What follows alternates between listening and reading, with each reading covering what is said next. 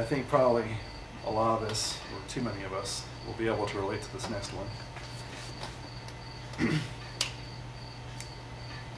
If you don't have anything nice to say, make it as vicious as possible. That's what Mother always told me by way of demonstration. What I learned by way of retaliation is that if you don't have anything vicious to say, the truth will suffice.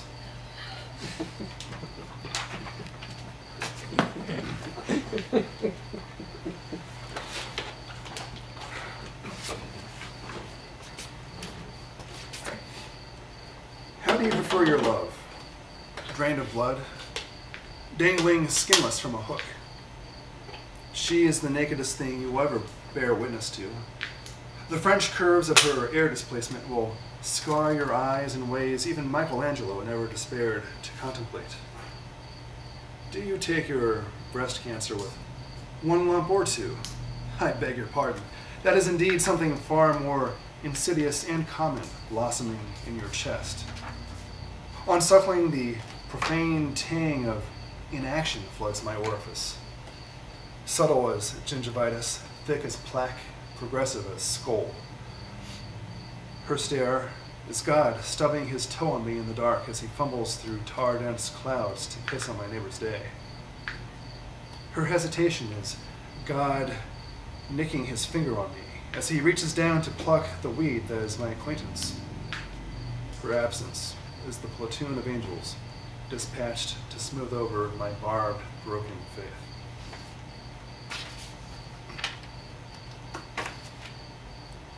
Perverted uncle on park bench. A parasitic Jaeger approaches with dark cap and pale underwings twitching, taking another bite. I toss breadcrumbs on the pavement. It does not judge me, nor do the Iceland gulls, the orchard orioles. Unlike suspicious neighbors. Even my family accused me of baking poison into the bread to amuse myself. This time, when I tear off a piece, it's my turn to chew.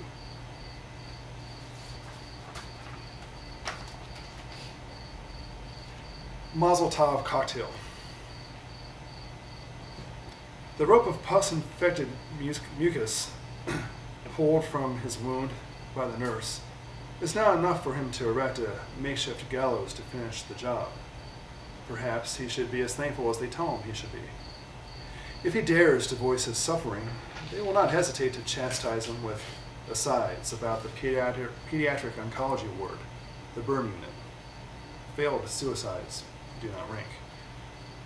Strangers drift in and out, as does consciousness. Well-wishers, support group recruiters, those proselytizing on behalf of pantheons or monotheisms. Each is both a surprise and expected, an encouragement and a disappointment. Well after visiting hours are over, a man slips in. The patient sharing the room has been hauled off, and the staff are busy tending a bleed out down the way. Congrats are in order, the stranger says, proffering a wine bottle. You managed to survive, despite the fact that people who want life get cut short every day. The man ignites what looks to be a tampon stuffed into the bottle top. He counts, and he smashes it on the hospital cot, incinerating the suicide.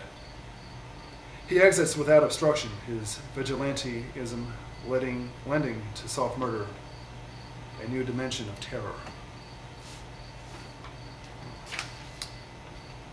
Earlier this summer, when I was working on this project, I was thinking about all the smack talk I hear every day, and I was thinking you don't hear a lot of trash talk about somebody's death, especially not boasting about your own death.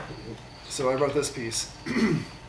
It's titled My Death, or Get Some. My death is a star-studded affair with thalidomide love children to spare. My death will steal your breath and give it to the poor. My death is every masculinist beating his breast even while cowering behind locked doors. My death is the gender reassignment your surgeon turned in late because his dog ate it. My death is enough to blind Charon like the time Cerberus's mother mated. My death is 36 million fruit bats seppukuing the apple of your eye.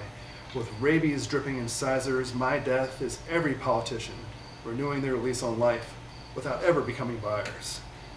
My death sips iron-studded disembowelments and bleeds laughter through wind-blown teeth.